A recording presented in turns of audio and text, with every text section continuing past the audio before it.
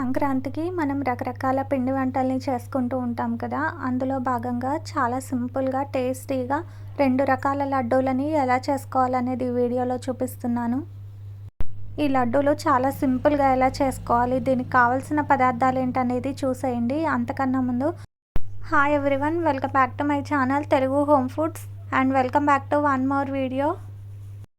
ఈ వీడియోలో నేను చూపిస్తున్న ఫస్ట్ రెసిపీ వచ్చేసి పల్లీలు నువ్వులు లడ్డు చేసి చూపిస్తున్నాను. దీనికోసం స్టవ్ మీద గిన్నెను పెట్టుకొని అందులోకి పల్లీలను వేసుకోవాలి. ఇక్కడ నేను ఒక అరకిలో పల్లీలు, అరకిలో వరకు నువ్వుల్ని తీసుకుంటున్నాను. ఇలా ఈ పల్లీలు నువ్వులు వేరువేరు స్టవ్ మీద కళాయిలు పెట్టి అందులోకి వేసుకొని వీటిని దోరగా ఫ్రై చేసుకోవాలి. ఈ నువ్వులు అనేవి మాడిపోకుండా స్టవ్ని లో ఫ్లేమ్లోకి అడ్జస్ట్ చేసుకొని నిదానంగా గోల్డెన్ బ్రౌన్ కలర్ వచ్చే వరకు ఫ్రై చేసుకొని పక్కకు తీసుకోవాలి. అలానే పల్లీలను కూడా నిదానంగా ఫ్రై చేసుకొని వీటిని కూడా ఒక ప్లేట్లోకి తీసుకొని ఈ రెండింటిని పూర్తిగా చల్లారనివ్వాలి.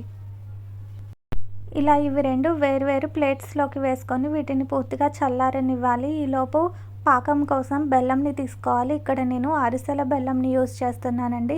మనకి నువ్వులు పల్లీలు లడ్డు కోసం ఈ అరిసెల బెల్లం అయితే టేస్ట్ అనేది బాగుంటుంది.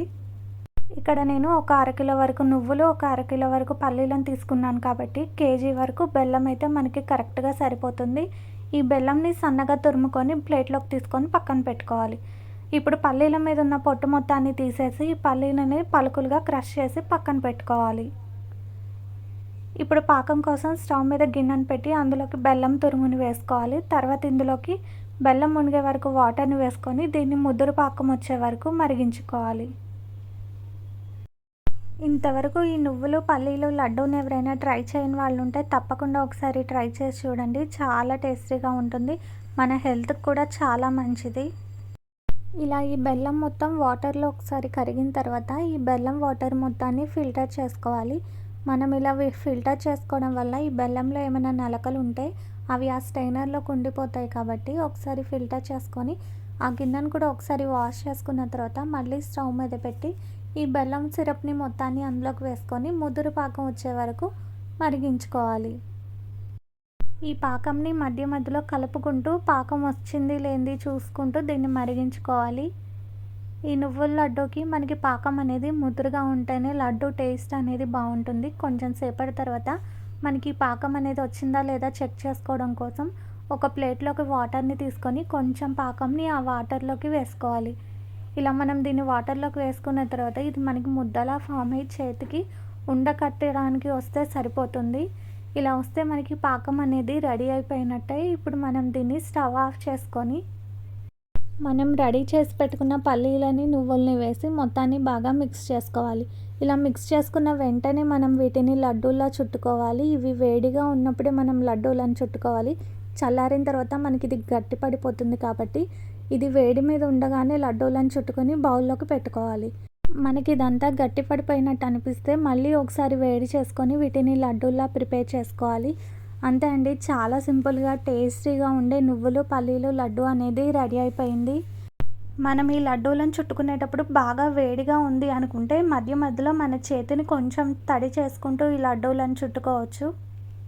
మనం ఇలా మన చేతిని తడి చేసుకుంటూ లడ్డూలను చుట్టుకోవడం వల్ల లడ్డు పాడైపోతుందేమోనన్న భయం అస్సలు అవసరం లేదండి. ఇవి చక్కగా స్టోర్ ఉంటాయి. ఇప్పుడు మనం సెకండ్ రెసిపీ వచ్చేసి బూందీ లడ్డూని ప్రిపేర్ చేసుకుందాం.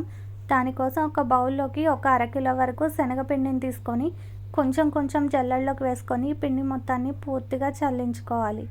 మనం ఇలా శనగపిండిని చల్లించుకోవడం వల్ల మనం పిండిని కలుపుకునేటప్పుడు ఎక్కడ లంప్స్ లేకుండా పిండి అనేది చాలా సాఫ్ట్గా వస్తుంది.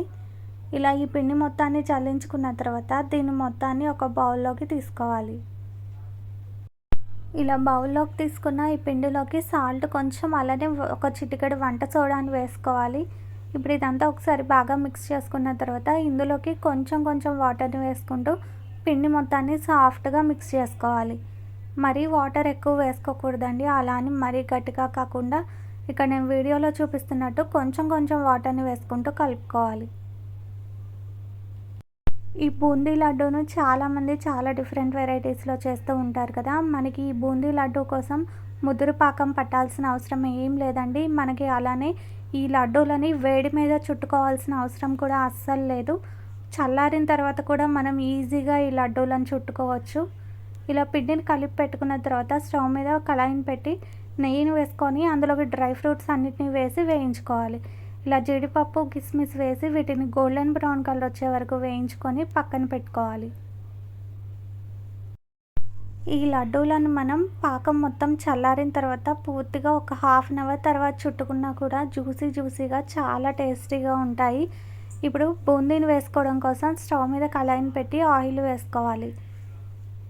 ఇలా ఆయిల్ వేసుకున్న తర్వాత ఈ ఆయిల్ బాగా హీట్ అయిన తర్వాత కొంచెం గిన్నెలోకి పిండిని తీసుకుంటూ ఇలా బూందీ జల్లల్లోకి వేసుకోవాలి. మనం ఈ బూందీని ఫ్రై చేసుకునేటప్పుడు స్టవ్ని కొంచెం హై ఫ్లేమ్లోనే పెట్టి ఇలా పిండిని వేసుకున్న తర్వాత ఈ జల్లెడ్ని కొంచెం కదిపితే సరిపోతుంది. మనకి బూందీ అనేది చక్కగా ఆయిల్లో పడిపోతుంది. ఇలా బూందీని ఆయిల్లోకి వేసిన తర్వాత వెంటనే కదపకుండా ఒక 2 మినిట్స్ తర్వాత దీన్ని కదుపుకుంటూ ఫ్రై చేసుకోవాలి. మనకి ఈ బూందీ అనేది కొంచెం గలగల్లాడుతున్నట్టు గరిటెకి తగిలితే సరిపోతుంది. మనకి ఈ బూందీ అనేది ఫ్రై అయిపోయినట్టే. ఇలా ఉండగానే మనం దీన్ని ఒక స్ట్రైనర్లోకి తీసుకోవాలి. మనం ఇలా ఈ బూందీ మొత్తాన్ని ఒక స్ట్రైనర్లోకి తీసుకొని కింద ఒక గిన్నెను పెట్టేసి దాంట్లోకి ఈ స్ట్రైనర్ని పెట్టుకోవాలి. ఎందుకంటే మనకి ఈ బూందీలో ఏమైనా ఎక్సెస్ ఆయిల్ ఉంటే అది ఆ గిన్నెలోకి వచ్చేస్తుంది. ఇక్కడ నేను చూపిస్తున్నట్టు ఒక పలుకుని తీసుకొని ఇలా ప్రెస్ చేస్తే చూసారు కదా, చాలా సాఫ్ట్గా ఉంది. మనకి ఇలా ఉంటే లడ్డు కోసం పర్ఫెక్ట్గా ఉంటుంది బూందీ. ఇప్పుడు ఇలా ప్రిపేర్ చేసుకున్న బూందీని పక్కన పెట్టేసి పాకం కోసం పంచదారని తీసుకోవాలి. స్టవ్ మీద గిన్నెను పెట్టి అందులోకి పంచదార వేసుకోవాలి. ఇక్కడ నేను ఒక 1/2 కిలో శనగపిండికి ఒక 1/2 కిలో వరకు పంచదారని వేస్తున్నాను.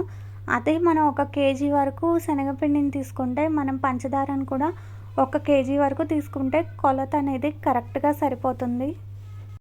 ఇప్పుడు ఈ పంచదార మునిగే వరకు వాటర్ని వేసి దీన్ని తీగ పాకం వచ్చే వరకు మరిగించుకోవాలి. ఈ లడ్డు కోసం మనకి ముద్ర పాకం ఏం రావాల్సిన అవసరం లేదండి. ఇక్కడ నేను వీడియోలో చూపిస్తున్నట్టు ఇలా తీగ పాకం వస్తే సరిపోతుంది. ఇప్పుడు మనం దీన్ని వెంటనే స్టవ్ ఆఫ్ చేసుకొని ఇందులోకి యాలకుల పొడి, మనం వేయించి పెట్టుకున్న డ్రై ఫ్రూట్స్ని వేసుకోవాలి. ఇదంతా వేసుకున్న తర్వాత అవసరమైతే 1 స్పూన్ నెయ్యిని కూడా వేసుకొని మొత్తాన్ని కలుపుకొని ఇందులోకి మనం వేయించి పెట్టుకున్న బూందీ మొత్తాన్ని వేసుకోవాలి.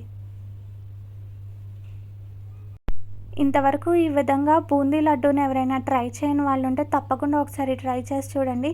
చాలా పర్ఫెక్ట్గా, చాలా జ్యూసీగా వస్తాయి. ఇదంతా వేసి ఒకసారి బాగా మిక్స్ చేసుకున్న తర్వాత మనం వేడి మీద లడ్డూలు చుట్టాల్సిన అవసరం ఏం లేదండి. దీన్ని మొత్తాన్ని కలుపుకొని మూతను పెట్టేసి ఒక హాఫ్ అన్ అవర్ వరకు దీన్ని పూర్తిగా చల్లారనివ్వాలి.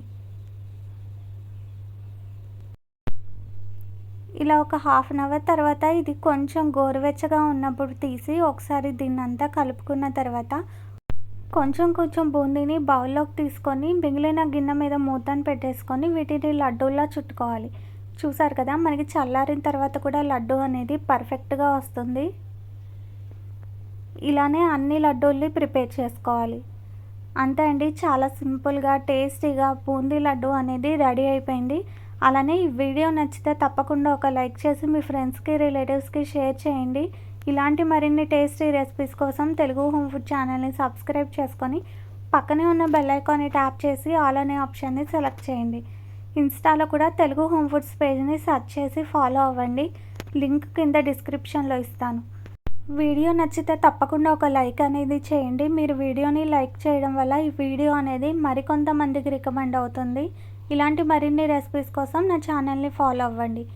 Thanks for watching.